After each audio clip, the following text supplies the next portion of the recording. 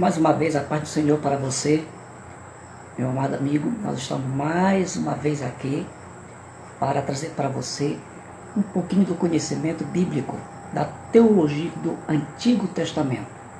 É o que nós estamos compartilhando com você no decorrer de várias aulas online, através do Facebook e também através do nosso canal do YouTube, que você pode estar entrando, acessando as nossas aulas ali no canal do YouTube, Incandescentes na Teologia. Faça a sua inscrição, deixe o sinal, deixe a sua notificaçãozinha lá, ative todas elas, deixe o seu comentário, compartilhe as nossas aulas que você possa encontrar lá e que você venha aprender conosco sempre um pouquinho sobre a teologia bíblica. Eu sou o pastor Everton, que falo com você e te convido para mais um aprendizado conosco sobre a teologia do Antigo Testamento. Então, a nossa aula de hoje se trata de mais uma parte do conteúdo que nós encontramos dentro do livro bíblico do Pentateuco, o Gênesis, que em hebraico é o livro de Bereshit. Então, se trata o nosso conteúdo aqui da teologia bíblica do Antigo Testamento. É importante para você aprender, para você ter conhecimento sobre a teologia bíblica, ter conhecimento sobre o que perpassa o pensamento doutrinário da cristandade, o pensamento doutrinário sobre o homem, sobre Cristo, sobre o pecado, sobre a obra da redenção, tudo que envolve o material do Pentateuco, ok? É importante de um aprendizado para o aluno de teologia ter conhecimento sobre a doutrina, para o cristão ter conhecimento sobre a sua fé, o que rege a sua fé, quais são as doutrinas consideradas dogmáticas que abarca todo o conteúdo doutrinário de determinada religiosidade, denominação, em se tratando de nós, das Assembleias de Deus, o que nós cremos, o que nós defendemos. Então nós estamos aqui, diante desta plataforma online para passar para você esse conhecimento mais profundo sobre a teologia bíblica do Antigo Testamento. E dando continuidade, vamos para a nossa aula de hoje. Nós já abordamos do Bereshit 1 a 5, entramos agora no capítulo 6 de Gênesis. E nós estamos falando sobre o dilúvio, ou o Mabu, do Gênesis capítulo 5 ao capítulo 8, versículo 22, é a narrativa que nós encontramos ali falando sobre o dilúvio. A palavra bíblica dilúvio, ou que nós encontramos no texto hebraico Mabu, ela não tem uma etimologia hebraica. Esta palavra não vem da etimologia hebraica. Só foi usada em relação à inundação no tempo de Noé. Talvez ela seja oriunda de uma palavra assíria, Nabalu, que significa destruir. Então, a palavra dilúvio que você encontra nas traduções em português vem da palavra Mabu. A palavra Mabu, que não é de origem hebraica, mas pode ter sido uma palavra oriunda do assírio, Nabalu, que significa, por sua vez, destruir.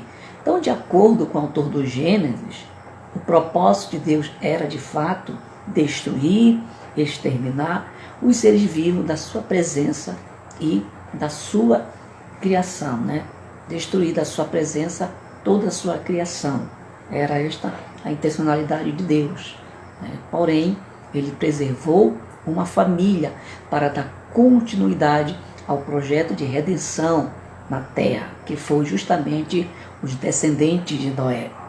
No versículo 13, nós lemos aqui de Gênesis capítulo 6, versículo 13, o seguinte narrativa. Gênesis 6, 13. Eu estou aqui com a Bíblia de Estudo Pentecostal, ok?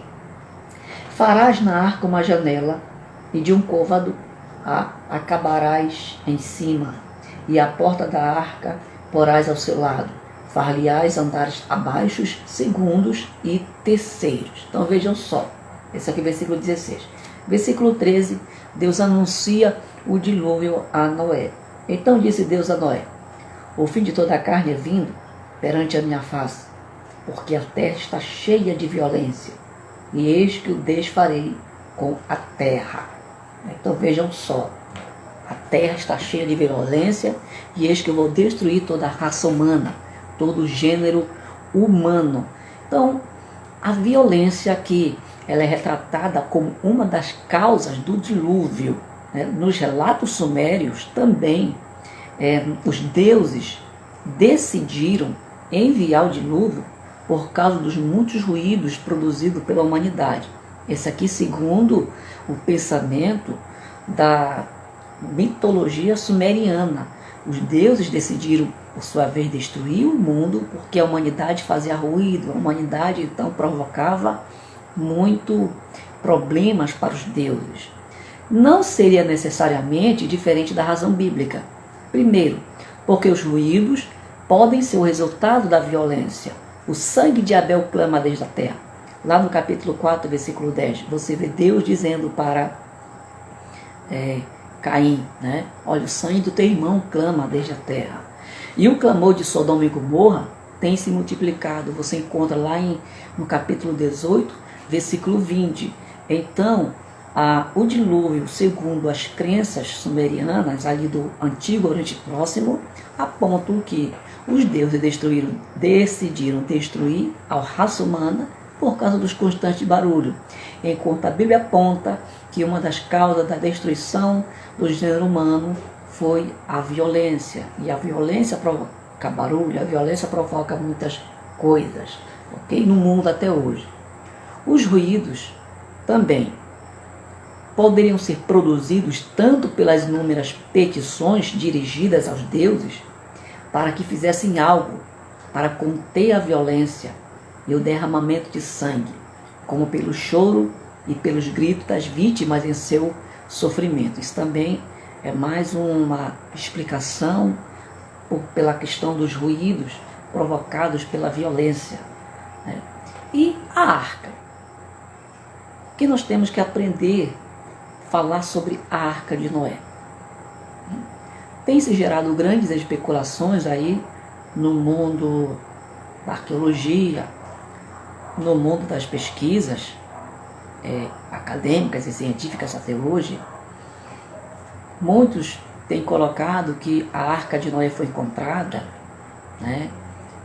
uma série de estudos você pode encontrar até nos outros canais de YouTube, aí, na Discovery Channel, mas o que de verdade nós podemos encontrar até hoje sobre a arca? Primeiro, Gênesis capítulo 6, versículo 14, Deus manda Noé construir a arca de uma madeira chamada gofe. Gofe, ela é traduzida na Nova Versão Internacional como madeira de cipestre. Gofe é traduzido na Nova Versão Internacional como madeira de cipestre. Porém, gofe, gente, é um material desconhecido. Embora seja relacionado a algum tipo de árvore conífera, considerada de grande resistência e durabilidade, essa palavra, ela aponta para um material desconhecido, tá certo? Também o cipestre, ele era usado geralmente na construção de navios do Antigo Oriente Próximo.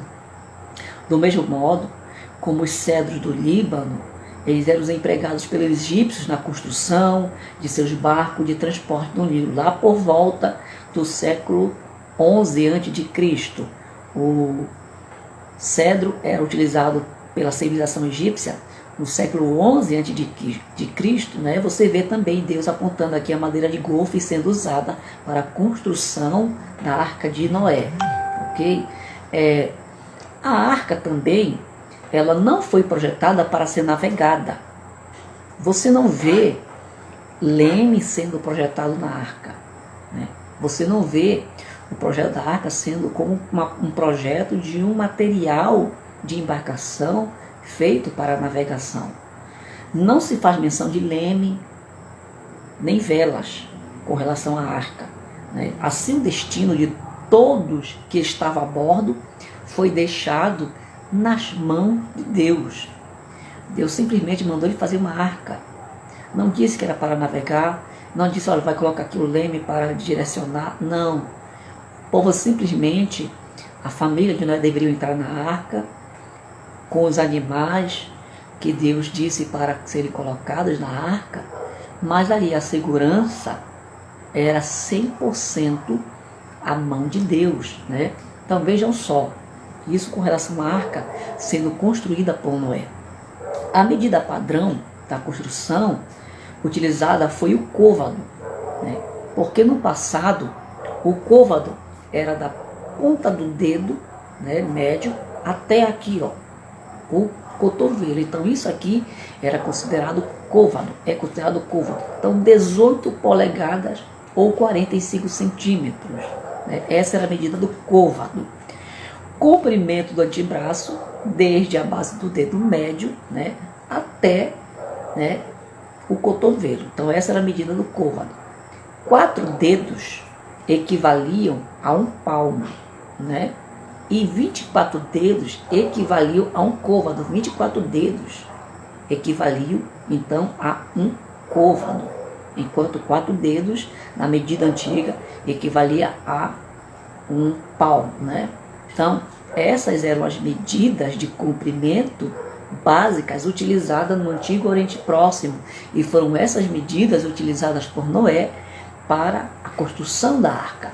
Vamos ver as medidas da arca? Vejam só a arca. A dimensão da arca em comprimento, largura e altura. O comprimento da arca, então, tinha 300 côvados. A largura da arca ela tinha 50 côvados. E a altura da arca tinha 30 côvados. Em metros, hoje, poderíamos dizer que o comprimento da arca hoje seria de 135 metros de comprimento. 135 metros de comprimento seria o comprimento da arca. A largura da arca, de 50 côvados, iria para 22 metros e meio, né? 22 metros e 50 centímetros seria então a largura da arca. E a altura da arca, de 30 côvados, isso equivale a 13 metros e 50 centímetros de altura. A altura da arca, 13 metros e 50 centímetros de altura. Todo esse tamanho da arca, qual seria o volume cúbico, né? O volume que ela comportaria dentro seria de 41 mil metros cúbicos que ela comportaria de massa dentro dela.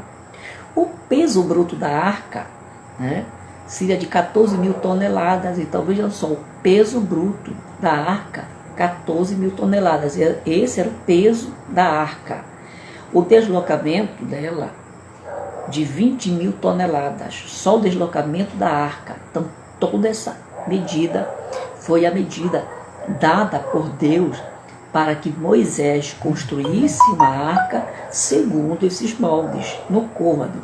300 côvados de comprimento, equivalendo a 135 metros, 50 côvados de largura, equivalendo a 22,5 metros, e 30 côvados de altura, equivalendo a 13,5 metros de altura, né? Com volume de 41 mil metros cúbicos, 14 mil toneladas de peso bruto e 20 mil toneladas de deslocamento. Então, o volume interno da arca toda é equivalente, gente, o volume interno da arca é equivalente a um prédio de 67 metros, um prédio, na verdade, de 67 andares, com apartamento de 200 metros quadrados. Vejam só. A construção da arca equivalia a um prédio de 67 andares, com cada apartamento medindo 200 metros quadrados. Essa era basicamente a comparação da arca com um prédio de 67 andares, ok? Do capítulo 7 ao versículo 11 e do capítulo 8 ao versículo 5, nós temos aí a história do dilúvio, da duração do dilúvio na Bíblia Sagrada, né? Quando se fala de duração, gente, nós já temos que colocar aqui uma questão, que é a questão do tempo, a questão cronológica, que é um pouco perigoso cravar, foi tantos dias, foi tantas noites. Temos que levar em consideração algumas coisas que eu já falei nas aulas anteriores sobre o tempo, como o tempo era visto em várias culturas, né? A divisão do tempo, o tempo em horas, o tempo em vigílias, o tempo dividido em 24 horas com a questão do dia, do ion, né? Ou mera em grego. Então, muitos pontos devem ser levados em consideração, como nós falamos a questão da duração do dilúvio, né? Levando-se em conta as informações lá do capítulo 7, versículo 11, e até o capítulo 8, versículo 14, a Noé e a sua família ficaram 12 meses e 11 dias dentro da arca. Então, ficaram 1 ano e 12 dias dentro da arca. Porque enquanto chovia, e também o período que as águas ficaram, né, sobre toda a superfície seca, 1 ano e 11 dias Noé teve que aguentar dentro da arca. Então, o tempo exato de dias depende muito do número de dias que se calculava do mês e de algum ajuste feito entre os cálculos lunar e solar. Isso a gente tem que levar em consideração. Porque o ano lunar, né, o ano segundo o padrão da Lua, equivale a 354 dias. Tem 11 dias a menos que o ano solar, que nós utilizamos como 365 dias. Então, 11 dias a menos. E quando nós olhamos para as civilizações do Antigo Oriente Próximo ali, o calendário que se utilizava muito era o calendário lunar e não o calendário solar. Isso é levado em consideração. Quais são as evidências arqueológicas do dilúvio? Quais são? Primeiro, que até hoje, não foram encontradas evidências arqueológicas convincentes sobre o dilúvio bíblico. O que nós temos são teorias que apontam aí um dilúvio universal, teorias que apontam para um dilúvio local.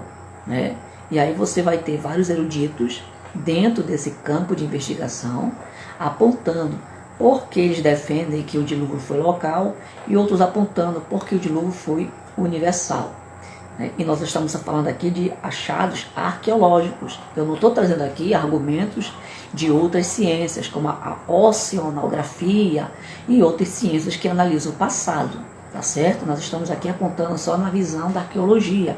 E dentro da arqueologia não tem achados convincentes para dizer que realmente aconteceu um dilúvio bíblico de magnitude universal, segundo alguns eruditos. Também nós temos que ver que existem depósitos de sedimentos examinados em cidades sumerianas de Ur, de Kish, de Shuruppak, de Lagash e de Uruk. 5 cidades que existiram no Antigo Oriente Próximo, Todas essas cidades remontam ao ano 2800 a.C. Elas pertencem a períodos diferentes e não refletem o fato de ter havido um único dilúvio, inundando-as ao mesmo tempo. O que essas cidades apontaram com as análises dos seus solos? Que houve vários dilúvios em várias épocas, em determinadas épocas, em determinados séculos. Então, quando se encontra hoje algum achado que aponta para o dilúvio, são levados em considerações em que época aconteceu essa inundação, quando foi, que período foi, porque uns apontam que houve enchentes de grandes escalas, mas que duraram meses, outras que duraram questão de anos. Então, temos que levar em consideração isso aí também, quando se trata do dilúvio bíblico. E lá também, com a duração do dilúvio, nós temos aqui o épico de Gilgamesh, que eu já falei sobre o épico de Gilgamesh, que é um herói mesopotâmico, que sai em busca, né, de uma conversa com o herói do dilúvio, porque ele quer saber qual é a fórmula da imortalidade, né, da juventude eterna. E dentro desse épico, eu trago aqui para vocês um texto que é desse achado arqueológico, né, de uma literatura extra-bíblica. Quando o 7º dia chegou, deixei uma pomba partir livre. A pomba foi e retornou. Não encontrando lugar para pousar, ela retornou. Deixei uma andorinha partir livre. A andorinha foi e retornou. Não encontrando lugar para pousar, ela retornou. Deixei um corvo partir livre. Ele foi embora e viu que as águas haviam abaixado. Ele comeu, voou de um lado para outro, expeliu excrementos e não retornou. Vocês conseguem imaginar, então, perceber mais uma vez aqui, no épico de Gilgamesh, né, uma expressão poética que reflete basicamente o que está registrado também na história de Noé com relação ao dilúvio, que Noé também, ele solta aves para verificar se as águas tinham baixado e voltam. Depois, novamente, ele solta uma ave que não retorna mais, né? E ele solta uma que voltou com uma raminha na boca e ele percebeu que as águas já tinham baixado, que já estavam aparecendo as copas das árvores, mas porém a água não tinha baixado no todo.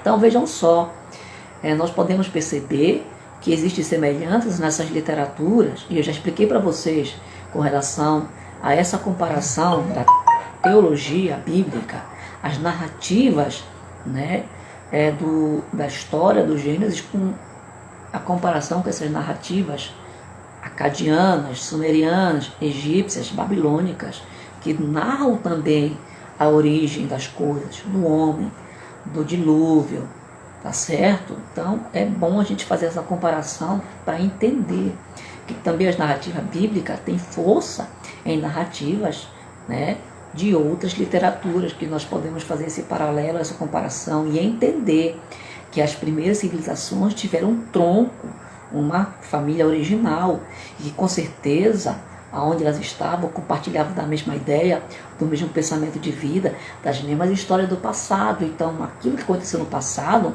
era de conhecimento da maioria, de todas as civilizações. É claro que cada uma interpretava a história bíblica conforme o seu tempo, conforme a sua cultura, conforme o seu modo de pensar em ver as coisas, a sociedade, segundo a sua cosmovisão de mundo. Ok? Capítulo 8, versículo 4, o que diz o texto bíblico? E a arca repousou no 7º mês, no dia 17 do mês, sobre os montes de Ararat. Então aqui nós vamos falar sobre as montanhas de Ararat, que é, segundo a Bíblia, o local que a arca repousou logo depois que as águas secaram do dilúvio. As montanhas de Ararat, elas estão localizadas na região do lago Van. Esse lago Van, ele está no lado leste hoje da atual Turquia. Então vejam só, gente, as montanhas de Ararat, elas fazem parte de uma cordilheira de montanhas dentro da Turquia, o país da Europa. Na região da Armênia, conhecida como Urartu, nas inscrições assírias. Urartu no passado, hoje a região da Armênia.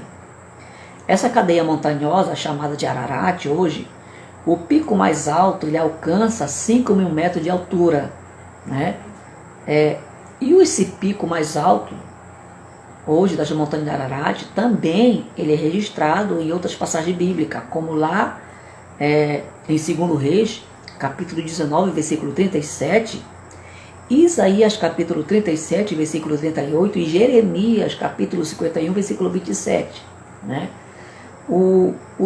A altura, na verdade, desse monte, o monte mais alto da Cordilheira do Ararat, ele tem 5.204 metros e 92 centímetros de altura. Esse é a altura, que até hoje foi catalogado a altura do pico mais alto da Cordilheira do Ararat ali na Turquia. né, na região da Armênia. No épico de Gilgamesh já é diferente, né? Na literatura de Gilgamesh, a arca do herói do dilúvio repousou no topo do Monte Nizir, né, no noroeste da Pérsia. Enquanto o relato bíblico aponta que a arca repousa sobre a montanha de Ararat, Gilgamesh diz lá no seu épico que a arca lá do herói do dilúvio já repousou no Monte Nizir, que fica na Pérsia. Então vejam só, já uma diferença aí entre as literaturas. Com relação aos dinossauros, você acha que os dinossauros existiram? Você acha que não? Como é que nós vemos então a questão dos dinossauros na história? Por que desapareceram? Quando desapareceram? Por que Deus não permitiu que eles sobrevivessem até o nosso tempo? Assim como deixou sobreviver alguns animais. São incógnitas que a teologia, irmão, ela não tende a nos explicar. Vai nos explicar algumas suposições, né? Algumas teorias, algumas hipóteses. E dinossauros, né, que vem de duas palavras, dino e sauros, lagartos, né, temerosos, lagartos tenebrosos. Né? Então vejam só, que segundo alguns especialistas, os dinossauros seriam lagartos gigantes, né, antigos, que provocavam pavor, provocavam temor. Né? Então vejam só, estas são duas palavras gregas que foram utilizadas para elaborar o termo dinossauro, né? Algo pré-histórico, animal do passado de grandes proporções que causava pânico, que causava temor, que causava pavor, né, no homem. Mas nós podemos dizer também que eles existiram sim, porque existem inscrições, né, paleolíticas, inscrições em cavernas, em pinturas rupestres, inclusive aqui na civilização Inca, no Peru, você encontra desenhos de animais pré-históricos e o homem andando sobre eles, como se tivesse assim utilizado até certos dinossauros do passado e tendo domesticados. Então você vê numa das fotos, numa das pinturas rupestres, um triceráptor, né, andando e sobre ele um homem em cima da costa de um triceráptor, um animal pré-histórico que não existe mais, né? Foram encontrados algumas ossadas. Então assim, nós cremos que Deus ele sabe de todas as coisas e se ele permitiu que não existissem até hoje, imagine esses animais de grandes proporções habitando hoje na humanidade. A humanidade com mais de 6 bilhões de habitantes. Seria prato cheio de alimento para esses animais carnívoros. Então Deus ele é sábio quando ele colocou um homem na terra. Ele permitiu então que sobrevivesse ali na arca os animais que seriam de fácil, né, domínio através do poder do homem sobre a natureza. E com certeza esses animais causariam grandes catástrofes na civilização humana. Se eles existiam no passado, é porque a civilização humana ainda não tinha preenchido toda a Terra, somente a parte do Antigo Oriente Próximo. Então essa é uma das defesas que uns dizem que o dilúvio pode ter sido local, porque a civilização até o momento de Noé só compunha de pessoas que habitavam ali o Antigo Oriente Próximo. Não existia civilização na Oceania, na Austrália, na América Central, na América do Sul, na América do Norte. Não. Essas civilizações elas vão se expandir ali com a divisão das línguas em Babel. Né? Ali a civilização começa a ganhar rumo e preencher os continentes. Mas até então, no dilúvio de Noé, as civilizações que existiam só compunham de uma quantidade limitada de pessoas, de povos, de tribos, né? Mas que habitavam a mesma região, a mesma localidade. E provavelmente falavam um único idioma. né, que até sobre esse idioma original se especula aí que pode ter sido a linguagem próxima do hebraico que Deus deu para o povo de Israel. Mas isso aí são coisas para outras aulas, tá certo? De aprofundamento. Lá no versículo 18 do capítulo 9, nós temos aqui o versículo que diz: E os filhos de Noé, que da arca saíram, foram Sem, Cã e Jafé. E Cã é o pai de Canaã. Tá? Então aqui nós vamos falar, sair sobre o dilúvio, sair sobre a arca, né? E falar agora sobre Sem, Cã e Jafé. Sem, ele deu origem ao povo semita. Então, o povo de Deus saiu da linhagem de Sem. Os líderes espirituais dos homens. Da linhagem de Sem saiu a religião de Jeová ao mundo. Então, foi da linhagem de Sem que saiu o judaísmo para o mundo. E do judaísmo nós saímos, né? O cristianismo, o catolicismo, né? As religiões que saíram dali da vertente do judaísmo. Jafé foi o pai de um grande ramo do mundo gentil. Seus descendentes seriam prósperos e excessivamente poderosos. Segundo as profecias, segundo os povos que saíram da geração de Jafé, seriam os povos que dominariam, né? Que seriam pessoas prósperas, excessivamente poderosos, né? Seriam príncipes entre os seus. Cão, terceiro filho de Noé, foi pai de outro ramo gentílico. De Cão, então, se origina os egípcios, Misraim, né? Os etíopes, os abissínios e grupos afins, né? O filho Canaã é neto de Noé. Foi pai dos grupos cananitas, né? Mais tarde desalojados pelos hebreus. Então, quando Israel vai tomar posse de Canaã, a terra de Canaã, Israel vai tomar posse de todos os filhos, né, que tinham ali o Girgazeu, o Ferezeu, o Amorreu, todos eles, porque esses povos que habitavam Canaã eram oriundos da geração de Cão, né? E provavelmente também por Canaã ser amaldiçoado por Noé, né, na sua nudez ali, fez com que Canaã perdesse direito à terra.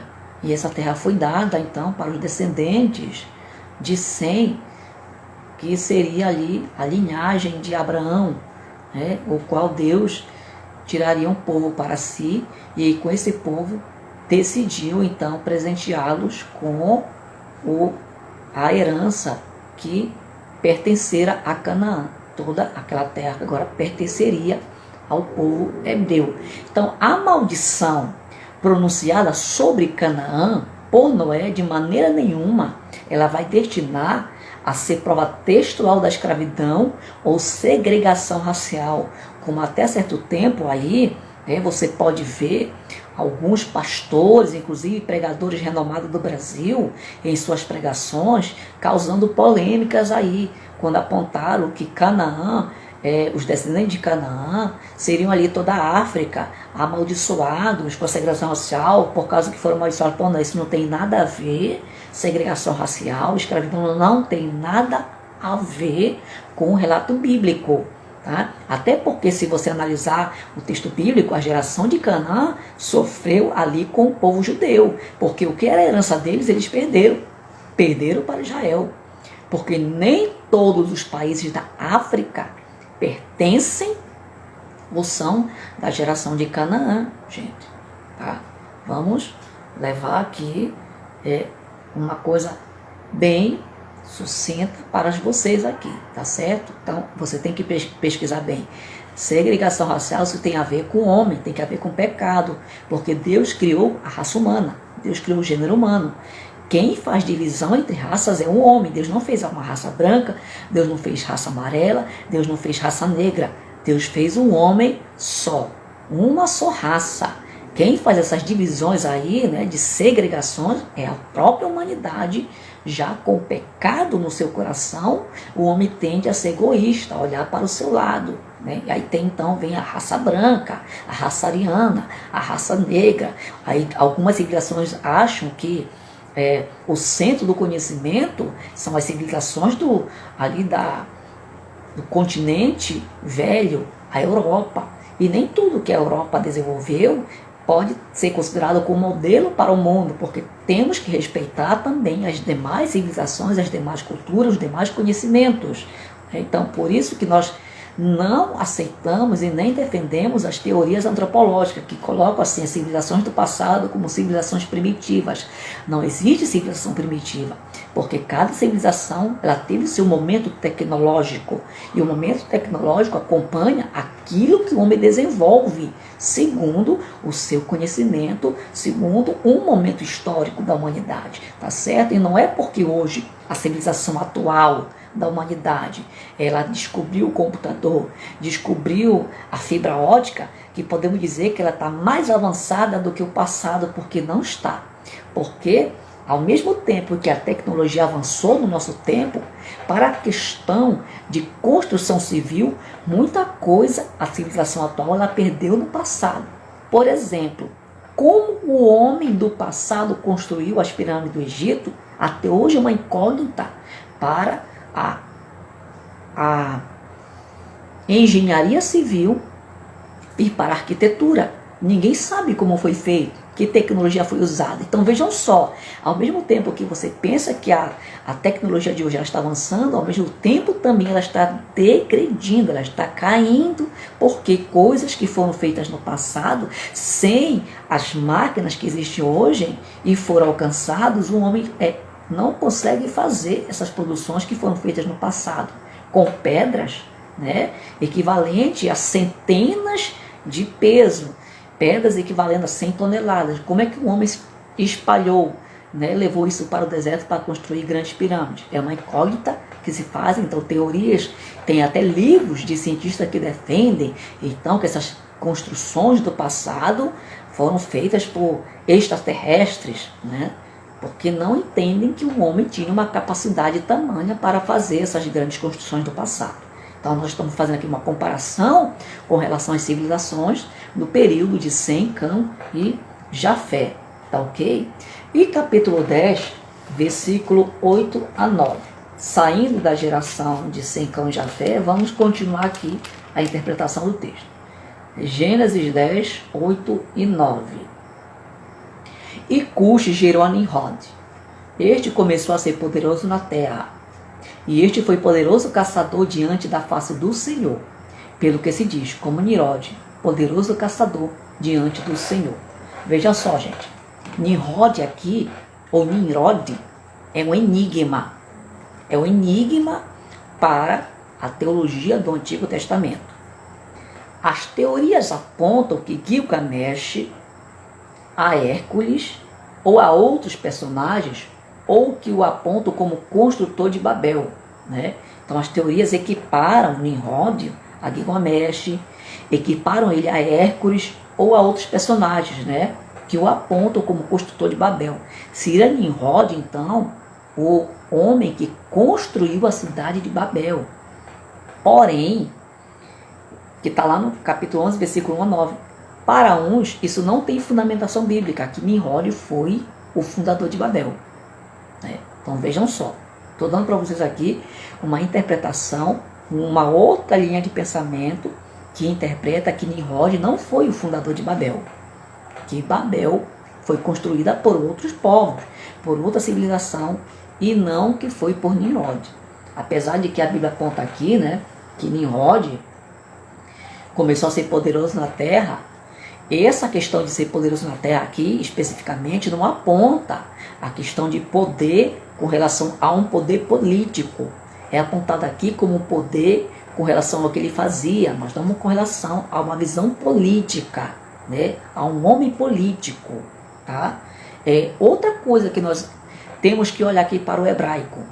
No hebraico aqui, quando diz o versículo aqui, vejam só, eu estou lendo aqui na Pentecostal, que é versão corrigida. tá? Não é atualizada, é a versão corrigida. O versículo 9, foi poderoso caçador diante da face do Senhor, pelo que se diz, como Nimrod, poderoso caçador diante do Senhor. Gente, a questão aqui é que nós estamos falando de uma civilização, tá? Que não é da civilização semita, então não é da linhagem que adora ao Senhor. Nós estamos falando aqui de uma civilização de um povo que é da linhagem do povo gentil, que não adorava o Senhor, que não obedecia ao Senhor, que não lhe prestava culto nem honra, ok? Então, o que nós interpretamos aqui? Que quando o texto bíblico fala que ele tornou-se um poderoso caçador diante da face, não quer dizer, isso aqui não significa que Nimrod tornou-se uma pessoa poderosa no seu ofício e tudo que ele fazia era em forma de gratidão a Deus. Não. O versículo, na verdade, no hebraico, quer dizer que tudo que Nimrod fazia, ele fazia com uma afronta diante de Deus. E tudo que ele desenvolvia, ele fazia como se ele fosse fazer uma competição com Deus, com a divindade. Não é isto, não é aquilo, eu faço isso, eu consigo fazer isso, entendeu? Se é com uma pessoa que não crê em Deus e tudo que ele faz é uma forma de desafio. Então, Nimrod, tudo que ele fazia era uma questão de competição, de confrontamento diante de Deus, afronta, desafio. Da mesma forma, quando você lê o texto de Jó, você vê ali que Satanás sempre assiste diante da face de Deus. Mas Satanás, quando vai diante da face de Deus, não vai para adorar. Ele vai para afrontar a Deus com relação às pessoas que seguem a doutrina de Deus. Está te servindo, né? Porque tu está abençoando ele. Agora tira a benção para ver se não vai te abençoar. Então, da mesma forma, aqui na teologia de Bereshit, Nimrod, tudo que ele fazia não era para agradar a Deus, mas era para afrontar a Deus. Então, assim, olha, pelo que se diz, como Nimrod, poderoso caçador diante do Senhor, né? Então, era como se Nimrod fosse um personagem mitológico e dava-se a ele, então, até poderes de divindade para competir com os deuses ou competir com o Criador, assim como quiseram fazer com a história da Torre de Babel. Então vocês estão entendendo? Aqui vocês estão aprendendo comigo teologia do Antigo Testamento, que é a minha linha de pesquisa, tá? O mestrado em teologia bíblica é justamente em teologia do Antigo Testamento que eu estou estudando. Estou dando aqui para você a teologia, a interpretação da Torá, do Pentateuco, e nós estamos em uma série de estudos aqui falando sobre a teologia de Gênesis, de Bereshit. Então alguns entendem aqui que Nimrod era um deus, como Marduk, ou um rei mesopotâmico, como Sargão.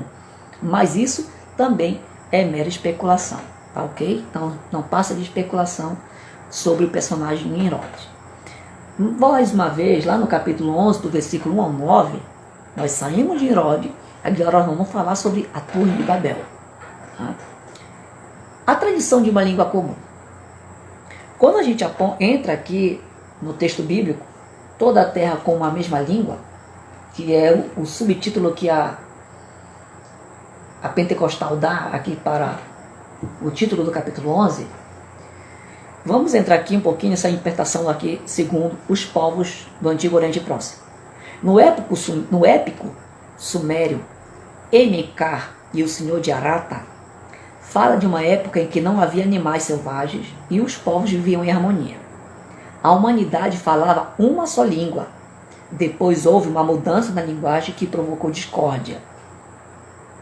Não há nenhum outro elemento paralelo à Torre de Babel, mas a confusão de línguas causada por uma divindade pode ser encarada como um tema antigo. Então vejam só, em outras literaturas nós não encontramos nenhum paralelo com a história da Torre de Babel, do povo se reunindo em um local para continuar a civilização, tá? Esse relato é exclusivamente da Bíblia. Agora, a divindade descendo e causando a confusão das línguas, E isso sim é uma parte que nós podemos levar em consideração, que pode ser encontrada em outras literaturas extras bíblicos, né? Então vejam só, você viu aqui em um épico, tá, de Emencar, uma literatura sumeriana do período, né, do Antigo Oriente Próximo, que eles dizem que as civilizações viviam em comum acordo, numa só linguagem, até o momento em que houve mudança na língua dos povos e começou a haver confusão, começou a haver discórdia. Né? Babel significa confusão. Né? E lá o versículo 4 do capítulo 11 diz o quê? E disseram: Eia, edifiquemos nós uma cidade e uma torre cujo cume toque nos céus, e façamo-nos um nome, para que não sejamos espalhados sobre a face de toda a terra. Você vê então a civilização do passado se unindo para formar uma única civilização, para não ser espalhado. Primeiro, poderia ter sido medo de um novo dilúvio? Sim. Poderiam estar aqui se reunindo em uma só visão em um governo mundial, né? Até aqui é um sentido profético, escatológico, talvez também. Então vamos estar falando sobre isso aqui na nossa aula.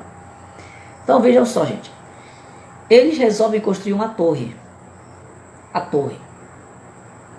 A torre apontada aqui em Gênesis, ela tem a ver com zigurate. Um zigurate. O que era um zigurate? Para você aprender. O que era um zigurate? Os zigurates, no passado, eles eram então umas estruturas projetadas na forma de escadarias e plataformas que pretensamente iriam desde os céus. A exemplo das pirâmides. A exemplo das pirâmides. Que nem todas as pirâmides encontradas, elas eram que túmulos de faraós. Existiam pirâmides que foram construídas em forma de zigurates. Eu vou estar explicando para vocês aí. Então os zigurates, eles eram projetados na forma de escadarias e plataformas que pretensamente iriam desde os céus. Seriam os zigurates então considerados como o portão dos deuses até a terra, de modo que os deuses pudessem descer até o templo e até a cidade, trazendo a sua bênção. Então, no passado, quando o zigurate ele era construído numa civilização, numa forma de que o povo fazendo isso tinha intenção de se aproximar da divindade, mas não que o homem ia até a divindade. O zigurate seria uma escadaria divina que a divindade utilizaria essa escadaria para descer e ter uma comunicação com o homem, né? Através do oráculo, através da bênção, através de um milagre, né? Então tinha todo um ritual místico atrás do zigurate. A palavra hebraica aqui para Beilau, né? Beilau, que é traduzida por confundir, indica uma perturbação específica no episódio de Babel, né? Que nós encontramos a palavra Beilau aqui no texto, então ela aponta para uma confusão, né? Justamente nesse episódio aqui de Babel. Porém, segundo os melhores lexicógrafos hebraicos, eles declaram que a tradução correta de Beilau não é confundir e nem misturar, mas portão de Deus. Justamente o sentido que era levado para um zigurate no Antigo Oriente Próximo, né? Então a palavra aramaica Beilau significa confusão, né? A palavra hebraica Beilau significa confusão. Porém, para os lexicógrafos, né, hebreus, os exegetas da língua hebraica interpretam a palavra que o significado é portão de Deus. Então, nesse sentido, a construção aqui da Torre de Babel estava sendo construída, na verdade, um zigurate, que o povo queria ter uma comunicação com essa divindade, com Deus, né? E eu vou explicar para vocês por que também essas construções dos zigurates era considerada necessária nas antigas cidades-estados, né? De 2, 3 mil anos atrás, antes de Cristo. O solo do zigurate ele era sagrado. O solo do zigurate ele era considerado sagrado. O zigurate, então, ele serviu como uma representação arquitetônica das religiões pagãs desse período, em que a divindade foi transformada à imagem do homem. Tá? Então vejam só. Enquanto na Bíblia é narrado que o homem é criado à imagem de Deus, nas civilizações pagãs, a divindade já foi projetada segundo a imagem do homem. E aí, por isso, o homem cria um ídolo, a imagem, né, ali para representar a divindade. Então, os homens constroem o zigurate e diz assim, olha, edifiquemos uma cidade e uma torre cujo cume dela toque nos céus. Queriam construir uma torre que alcançasse os céus, mas não no sentido de chegar no céu, né, mas no sentido de alcançar a divindade. Né? De acordo com o costume acadiano, de acordo com a cultura acadiana, essa expressão é reservada quase que exclusivamente para a descrição dos zigurates, que a pretensão do zigurate era essa, né? Atingir. Existiam presságios para as cidades que tentassem construir torres elevadas, ou mesmo estas fossem construídas nas alturas. Então vejam só, quando uma cidade construía um zigurate, havia presságios contra ela, né? Que provavelmente essas cidades elas sofreriam retaliação dos deuses. E dentre essas retaliações, as cidades que construíam os zigurates para atingir o trono das divindades seriam, né, atingidas com a destruição. Elas seriam abandonadas pelos deuses, o trono seria trocado e a cidade seria arruinada e haveria total calamidade. Então você consegue ver uma semelhança com a descrição que é registrada no texto do Gênesis, ali com relação a Babel, no capítulo 11. Né? Porque houve destruição na cidade, abandono, a divisão das línguas, e nós vamos dar continuidade aqui a... O que diz também o versículo 4? Queriam construir uma cidade, uma torre, né, a fim de não serem espalhados. A fim de não serem espalhados. Então eles não queriam, a civilização no passado não queria ser espalhada. O que aponta para isso aqui? Ter nomes famosos pode levar as pessoas a serem obsessivas e realizar planos maldosos. Agora procuravam evitar dispersão. Né? Então vejam só, a liderança daquela época queria evitar dispersão. O povoamento da terra estava se cumprindo pela multiplicação, né? Crescer e multiplicar sobre a terra. E não era pela dispersão dos povos. Com o tempo, as condições econômicas forçaram a ruptura de alguns grupos de pessoas, sendo esse o motivo da busca pela urbanização. Quando surge a urbanização na sociedade, gente, é porque em um local que havia um grande número de povos, começaram a perceber, olha, não tem condição de a gente se manter aqui. Né? Porque a agricultura, no passado, era de subsistência. As pessoas plantavam para si e para a sua família. Ainda não tinha essa visão de comércio, de escambo, do dinheiro. Né? Então, chega uma época em que as civilizações vão crescendo, vão criando corpo, vão criando os milhares de cidadãos e começa a pensar, olha, não tem como a gente morar aqui. E aí então as tribos vão se afastando, existem povos que vão se tornando nômades, morar no deserto e que viviam morando de terra em terra conforme ali o período climático, conforme a estação do ano, né? O tempo de plantar, o tempo do inverno, o tempo da colheita. Então, com isso, foi se criando aí os moldes das civilizações do passado até chegar na nossa sociedade atual, como as civilizações hoje vivem, os seus costumes e as suas culturas particulares. Tá? A dispersão ela foi necessária, primeiro, porque a união dos povos estava provocando desordem. Em que sentido estava provocando desordem? Confusão, corrupção, estava provocando desordem. Tá?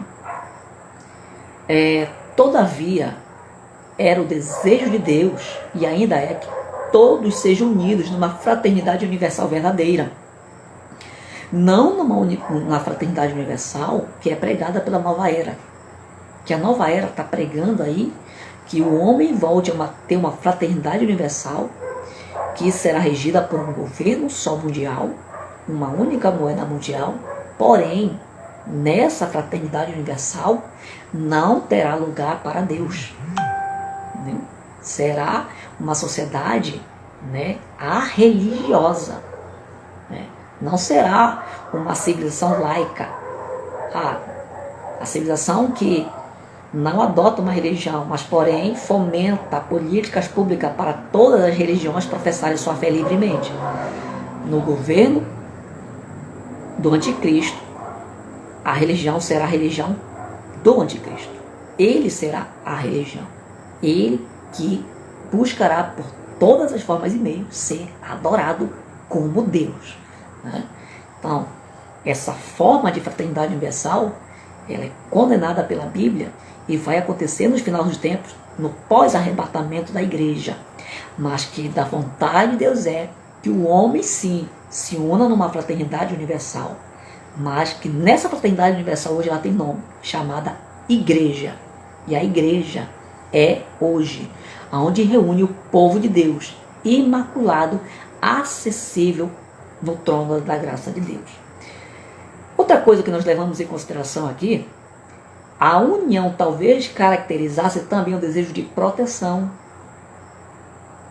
contra um novo colapso natural universal. Como eu falei, o povo estava reunindo aqui num zigurate, em uma só sociedade, com medo de que de haver uma nova calamidade universal e como então se proteger. Né? Então Deus ele desce, mas não se agrada do que viu, porque Deus ele viu paganismo muito forte em torno dos zigurates, porque no passado era assim, as civilizações pegavam objetos e estruturas e transformavam-os em sagradas, e muitas vezes eram até adoradas, né, de um simples material, porque lá na frente, no período dos reis, foi obrigado a derreterem a grande serpente construída por Moisés no deserto. Porque ela foi utilizada por Moisés no deserto para um fim específico. Porém, lá no período dos reis, né, quando Israel já está sob o governo monárquico, a serpente erigida por Moisés já tinha até nome, chamada de Neustã, e era adorada como uma divindade. Então, já tinha servido para uma pretensão pagã. Então, isso era uma abominação para Deus. Né? Saindo agora sobre a interpretação aqui do texto das civilizações primitivas da Bíblia Sagrada, do capítulo 11, nós vamos entrar agora no capítulo 12, daqui para frente, falar sobre a história dos patriarcas. A história dos patriarcas. Tá? E a história dos patriarcas, a história de Israel não começa com Moisés, com os acontecimentos do Êxodo ou com a aliança. Porém, a compreensão e sistematização dos relatos com respeito às origens de Israel, seu trabalho e destino, foram sem dúvida preparadas por Moisés nas planícies de Moabe, onde o profeta também manifestou seus dotes e habilidades de historiador. Na criação da Torá, sua obra-prima, Moisés serviu tanto como testemunha ocular, quanto como organizador e colecionador de todo o material necessário para documentar o passado. Aqui é um trecho do livro de História de Israel, do Eugênio Merrill, tá? Da Casa Publicadora das Assembleias de Deus. De Abraão a Jacó, nós temos aqui uma série então de análises para entrar agora sobre a vida patriarcal. Nós saímos da primeira parte de Bereshit, que é a história primaveril, né?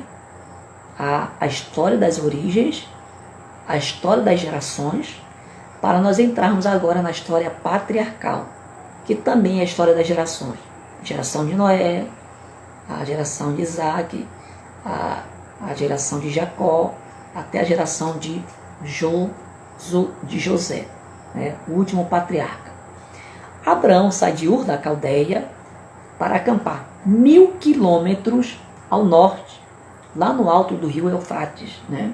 Na região da Cádia, de Arã. Ele parte em direção ao Mediterrâneo e à terra de Canaã. Então, Abraão era um nômade entre vários povos. Abraão, nesse período, qual era o idioma que ele falava? Ele falava hebraico antigo, um hebraico antigo, primitivo, né? Adotou o monoteísmo como crença, porque a sua fé agradar ao Senhor a ponto de ele ser chamado lá em Ur da Caldeia. E alguns acreditam que a servidão do Egito tenha durado aproximadamente 100 anos. Então, alguns entendem, alguns interpretam aí.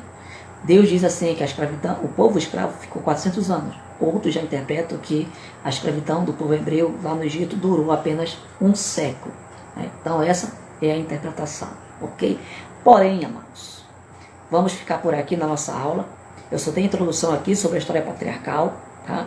Mas no nosso próximo encontro, nós vamos estar aqui falando sobre a história patriarcal, dando continuidade ao material do Pentateuco, tá certo? Principalmente no conteúdo do Gênesis. Fique na bênção, fique na paz do Senhor, tenham um bom dia, uma boa tarde, uma boa noite abençoada, em nome de Jesus.